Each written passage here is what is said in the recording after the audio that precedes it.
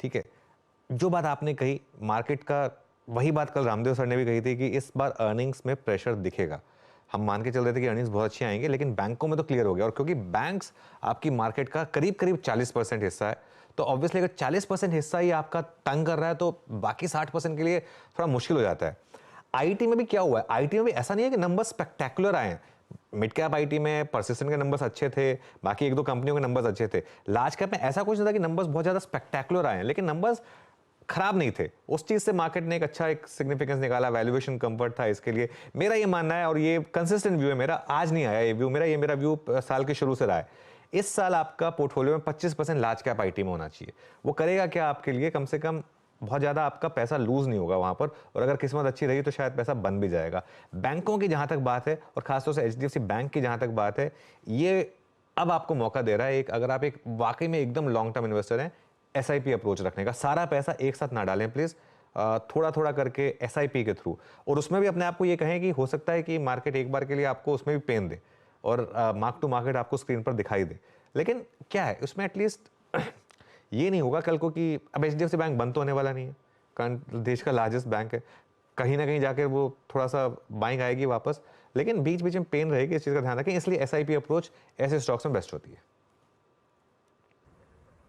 जी हाँ, और देखिए आशीष तो क्योंकि अब वो टेक्निकल से डेरिवेटिव से अब फंडामेंटल एनालिस्ट हैं, वो स्टॉक्स को लॉन्ग टर्म के लिए पिक करते हैं। एक बार उनकी जुबान में सुनेंगे, को एग्जैक्टली कुछ देर में जुड़ेंगे हमारे साथ, फिर से उनको रीड करने की कोशिश करेंगे वो क्या अप्रोच रख रहे हैं। जैसे कि अभी कुछ देर पहले उन्होंने फार्मा ईटीएफ का जिक्र किया था, उन्होंने अपना पूरा, अगर आप देखें ध्यान जो है, अब वो स्ट्रक्चर्ड वे में बाय साइड पे आ गए हैं वो। बहरहाल निफ्टी बैंक ने dot 200 day exponential moving average की ट्रेजेक्टरी को छुआ, वहां से करीब अब 400 पॉइंट का पुल बैक। क्या अच्छा कर रहा है स्क्रीन पे, एक बार मेरे स्क्रीन पे लिखाइएगा HDFC AMC, HDFC AMC stock को देखना चाहूँगा। इट्स 3371। मानस, आपका व्यू एचडीएफसी एएमसी पे कल के 2 दिन के क्रैक के बाद, एनी डे ट्रेड व्यू? ये देखिए सही है कि 20 डे मूविंग एवरेज पे कल भी स्टॉक ने सपोर्ट लिया था, और आज भी मॉर्निंग में 20 डे मूविंग एवरेज पे सपोर्ट लिया था। मेरा समझना है खरीदारी तभी करें जब 3410 के ऊपर स्टॉक निकले। एक बार देखिए, एक चीज लेकर एक बार लेकर आइए ओएफएसएस। ओएफएसएस आपको याद होगा कि एक वो वन वे रैली जो आई थी, वो 7100 तक गई थी। उसके बाद ये स्टॉक करेक्ट हुआ, करीब करीब 6400 तक आया, और 6400 तक आने के बाद इस स्टॉक में हालांकि अभी भी मैं कहूँगा कि सारे मूविंग एवरेजेस से कोसों दूर है, लेकिन एटलीस्ट अब थोड़ा सा जो रिजल्ट डे के बाद जो हाई लगा था उसके आसपास थोड़ा सपोर्ट लेने की कोशिश कर रहा है ओएफएसएस। ये देखिए बिल्कुल शानदार ये कैंडलस्टिक पैटर्न आपकी स्क्रीन पर, लेकिन यहाँ पर थोड़ी सी बाइंग आ रही है। देखिए अगेन ट्रेड्स ज़्यादा नहीं लेंगे क्योंकि मार्केट काफ़ी वॉलेटाइल है, लेकिन मिड कैप में अब अच्छी रिकवरी आ रही है, और उसको लीड कर रहा है अब जी करीब करीब 7% की रैली के साथ। 2-3 दिन से आईएफसीआई में अच्छी रैली है, एक बार आईएफसीआई लेकर आइए। आईएफसीआई फिर 10% ऊपर आज। ये पीएसयू में एक नया स्टॉक चलने लगा है आजकल, यहाँ पर एक अच्छा मोमेंटम बन रहा है इस समय। और उसके अलावा हुडको में भी अच्छा मूव है इस समय।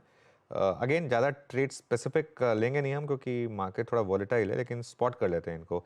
एक बार एक्सिस बैंक पर व्यू लेते हैं। मानस, एक्सिस बैंक इस समय 1042 पर, 200 डे मूविंग एवरेज है करीब करीब 990 पर। कोई व्यू बन रहा है यहाँ पर?